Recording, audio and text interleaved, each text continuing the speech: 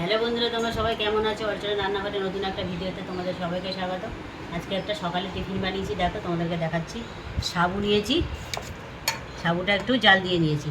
তারপরে দিয়েছি আম, শসা, কলা, আপেল, আর দিয়ে দিচ্ছি দুধ।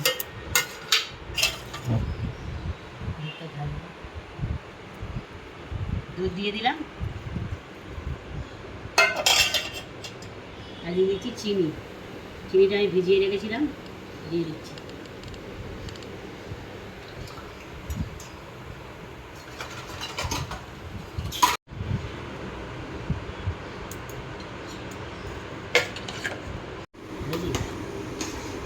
গরমের দিনে তোমরা এটা বাড়িতে করে খেয়ে দেখো, পেট ঠান্ডা থাকবে, শরীরও ভালো থাকবে।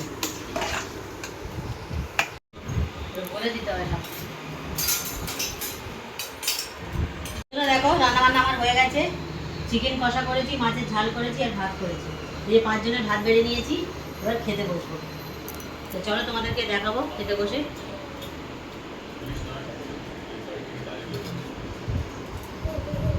বন্ধুরা, এখন খাওয়া দাওয়া হচ্ছে আমাদের, সবাই একসাথে আমরা খেতে বসেছি।